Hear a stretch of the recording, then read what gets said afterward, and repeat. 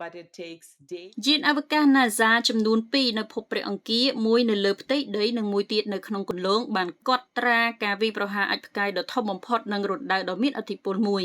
អ្នកវិទ្យាសាស្ត្របានរាយការណ៍ការពីថ្ងៃប្រហ័សនៅក្នុងទស្សនវិស័យវិទ្យាសាស្ត្រថារបាំងល្បឿនកាលពីឆ្នាំមុន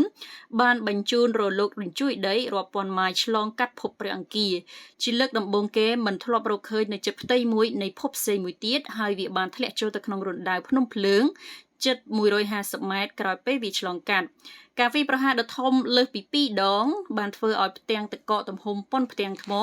ដែលអាចជួយដល់អ្នកស្រាវជ្រាវស្វែងរកវិធីដែលអវកាសជានិកនាពេលអនាគតអាចទាញយកផលប្រយោជន៍ពីធនធានធម្មជាតិរបស់ភពព្រះអង្គារបាន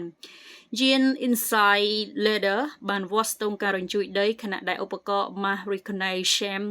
Orbiter បានផ្ដល់រូបភាពគួរឲ្យភ្ញាក់ផ្អើលនៃរណ្ដៅដែលបានកើតឡើងអ្នកជំនាញ Lilia Posiolova នៃ Marlin Space Science System